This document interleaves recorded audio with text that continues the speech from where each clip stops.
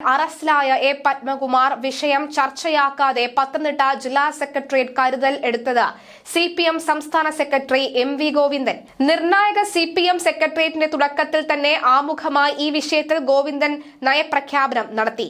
പത്മകുമാറിനെ പുറത്താക്കേണ്ടതില്ല. നടപടികൾ ഉണ്ടായാൽ പത്മകുമാറിന്റെ പ്രതികരണം എത്തരത്തിലാകുമെന്ന് ആർക്കും പ്രവചിക്കാൻ കഴിയില്ല. ശബരിമല സ്ത്രീ പ്രവേശന വിഷയത്തിൽ മുഖ്യമന്ത്രി പിണറായി വിജയനെയും സർക്കാരിനെയും CPM-നെയും വെട്ടിലാക്കുന്ന തരത്തിൽ പത്മകുമാർ തുറന്നുപറച്ചിൽ നടത്തും. അങ്ങനെ വന്നാൽ നിയമസഭാ തെരഞ്ഞെടുപ്പ് സാധ്യതകളെ പോലും ബാധിക്കും. സ്വർണ്ണക്കൊള്ളയിൽ മുൻമന്ത്രി കടകംപള്ളി സുരേന്ദ്രനെ വെട്ടിലാക്കുന്ന മൊഴി പത്മകുമാർ കൊടുക്കാനും സാധ്യത ഏറെയാണ്. ഈ സാഹചര്യത്തിൽ ഈ വിഷയത്തിൽ ചർച്ചകൾ വേണ്ടെന്ന തരത്തിലായിരുന്നു ഗോവിന്ദന്റെ പ്രതികരണം. തദ്ദേശ തെരഞ്ഞെടുപ്പ് കൺവെൻഷനുകളിൽ എത്തുന്നവർ ഈ വിഷയത്തിൽ ചോദ്യം ഉന്നയിക്കുന്നുണ്ടെന്ന പരാമർശവും ഒരു നേതാവ് യോഗത്തിൽ ഉയർത്തി. എന്നാൽ ഇത്തരം ചോദ്യങ്ങളെ അവഗണിക്കുക മാത്രമേ വഴിയുള്ളൂ എന്ന സന്ദേശമാണ് സംസ്ഥാന നേതൃത്വം നൽകിയത്. അതുകൊണ്ട് തന്നെ പിന്നീട് ആരും ഈ വിഷയം CPM ജില്ലാ സെക്രട്ടേറിയറ്റിൽ ഉന്നയിച്ചില്ല. അതുകൊണ്ട് തന്നെ പത്മകുമാർ CPM പത്തനംതിട്ട ജില്ലാ കമ്മിറ്റി അംഗമായി തുടരും. പത്മകുമാർ അതീവ രഹസ്യങ്ങൾ പലതും അന്വേഷണ സംഘത്തിന് കൈമാറിയതായാണ് വിവരം. SIT ചോദ്യം ചെയ്യാൻ വിളിച്ചപ്പോൾ ഹാജരാകാൻ സമയം കൂടുതൽ ചോദിച്ച പത്മകുമാർ നിയമജ്ഞരെ കാണും മുൻപ് CPM സംസ്ഥാന സെക്രട്ടറി MV ഗോവിന്ദനെ കണ്ടിരുന്നു. പാർട്ടിക്ക് കേസിൽ ഇടപെടാനാവില്ലെന്നും അറിയാവുന്നത് കാര്യങ്ങൾ പറഞ്ഞ് കേസ് നടത്താമെന്നും പറഞ്ഞതായാണ് അറിയുന്നത്. ഈ സാഹചര്യത്തിൽ പാർട്ടിയെ ഇടപെടുത്താൻ വേണ്ടി തന്നെയാണ് ദൈവതുല്യനായ ആളിനെ കുറിച്ച് പത്മകുമാർ പ്രസ്താവനയിൽ പരാമർശിച്ചത് എന്നാണ് പറയപ്പെടുന്നത്. ഇത് CPM-ന് സമ്മർദ്ദമായി മാറിയിട്ടുണ്ട്.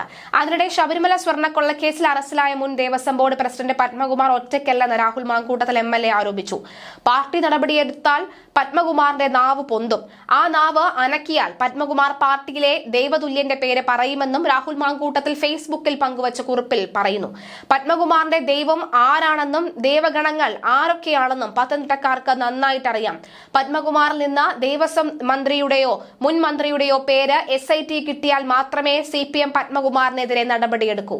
അയ്യപ്പന്റെ പൊന്നുകെട്ടവർക്ക് ജനം മാപ്പ് തരില്ല. രാഹുൽ മാങ്കൂട്ടത്തിൽ കുറിച്ചതാണ്. ഇത്തരം ചർച്ചകൾക്കിടെയാണ് പത്തനംതിട്ട ജില്ലാ സെക്രട്ടേറിയറ്റ് തീരുമാനം ഒന്നുമെടുക്കാതെ പിരിയുന്നത്. ഇത് CPM-ന് മുന്നിലുള്ള പ്രതിസന്ധിയുടെ ആഴത്തിന്റെ തെളിവായി വിലയിരുത്തപ്പെടുന്നുണ്ട്. ശബരിമലയിലെ സ്വർണ്ണക്കൊള്ളയിലെ പത്മകുമാറിനെ കുരുക്കി മുൻ ദേവസ്വം ബോർഡ് അംഗങ്ങളുടെ മൊഴി അന്വേഷണ സംഘത്തിന് കിട്ടിയെന്നാണ് സൂചന. തങ്ങൾ ഒപ്പിട്ട് പൂർത്തിയാക്കിയ മിനിറ്റ്സിലാണ് പത്മകുമാർ ചെമ്പെന്ന് എഴുതി ചേർത്തത് എന്നാണ് മൊഴി. 2019 മാർച്ച് 19-ന് ദേവസ്വം ബോർഡ് യോഗം ചേർന്ന് കട്ലപ്പാളി സ്വർണം പൂശാൻ ഉണ്ണികൃഷ്ണൻ പോറ്റി എന്ന സ്പോൺസറെ ഏൽപ്പിക്കാൻ തീരുമാനിച്ചു. ഈ യോഗത്തിന്റെ മിനിറ്റ്സിലാണ് സ്വർണം പൊതിഞ്ഞത് എന്ന് എഴുതിയിരുന്ന ഭാഗം പത്മകുമാർ പച്ചമഷി കൊണ്ട് വെട്ടി ചെമ്പ് എന്ന് എഴുതിയതും അതിന് താഴെ ഇത് കൊടുത്തുവിടാൻ യോഗം അനുവദിച്ചിരിക്കുന്നു എന്ന് കൂട്ടിച്ചേർക്കുകയും ചെയ്തത്. സ്വന്തം കൈപ്പടയിൽ എഴുതിയതാണ് പത്മകുമാർ ഒപ്പിട്ടിരിക്കുന്നത്. ഇത് കൂട്ടായി എടുത്ത തീരുമാനമാണോ എന്നറിയുന്നതിനാണ് അന്നത്തെ അംഗങ്ങളെ അന്വേഷണ സംഘം ചോദ്യം ചെയ്തത്. ദേവസ്വം ബോർഡ് യോഗത്തിലെ തീരുമാനങ്ങൾ സെക്രട്ടറി അന്നോ അടുത്ത ദിവസമോ മിനിറ്റ്സായി എഴുതുമെന്ന് അംഗങ്ങൾ മൊഴി നൽകിയിരുന്നു. ആ ഡ്രാഫ്റ്റ് അംഗങ്ങളെ കാണിക്കും. അത് പരിശോധിച്ച് അംഗങ്ങൾ ഒപ്പിടും. ശേഷം ദേവസ്വം ബോർഡ് പ്രസിഡന്റ് ഒപ്പിടും. അങ്ങനെയാണ് തീരുമാനം കൈക്കൊള്ളുന്നത് എന്നും അംഗങ്ങൾ മൊഴി നൽകി. പ്രസ്തുത ദിവസത്തെ തീരുമാനത്തിൽ സ്വർണം പൊതിഞ്ഞ പാളികൾ എന്നെഴുതിയ ഡ്രാഫ്റ്റാണ് ദേവസ്വം സെക്രട്ടറി കാണിച്ചതെന്നും അതിൽ തിരുവാഭരണം കമ്മീഷണറുടെ സാന്നിധ്യത്തിൽ സ്വർണം പൂശുമെന്നുമായിരുന്നു ഉണ്ടായിരുന്നത്. തിരുത്തൽ പത്മകുമാർ സ്വയം ചെയ്തതാണെന്നും ദേവസ്വം ബോർഡ് തീരുമാനം അട്ടിമറിച്ചതാണെന്നും അംഗങ്ങൾ അന്വേഷണ സംഘത്തോട് വെളിപ്പെടുത്തി. ഇതോടെയാണ് പത്മകുമാറിനെ വിശദമായി ചോദ്യം ചെയ്തതും അറസ്റ്റിലേക്ക് നീങ്ങിയതും.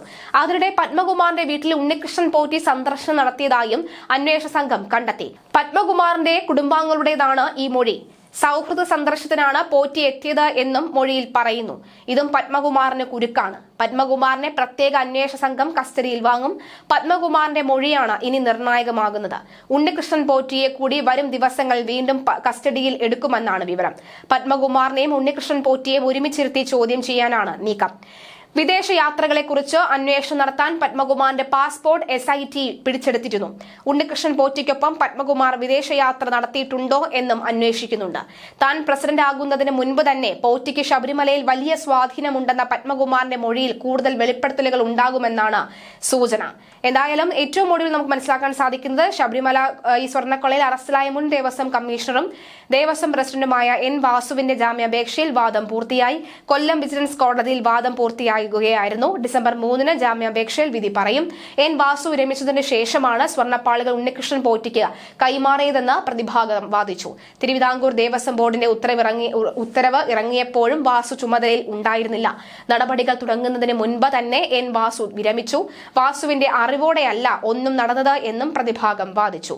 മുരാരി ബാബു കൈമാറിയ കത്ത് ഉചിതമായ തീരുമാനമെടുക്കുന്നതിന് ബോർഡിനെ കൈമാറുക മാത്രമാണ് എൻ വാസു ചെയ്തത്.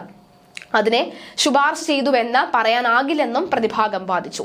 എന്നാൽ ജാമ്യം നൽകരുത് എന്ന് പ്രോസിക്യൂഷൻ വാദിച്ചു. അതേസമയം ശബരിമല സ്വർണ്ണക്കൊള്ള കേസിൽ മുൻ തിരുവാഭരണ കമ്മീഷണർ KS ബൈജുവിന്റെ ജാമ്യാപേക്ഷയിൽ 29-ന് വിധി പറയും.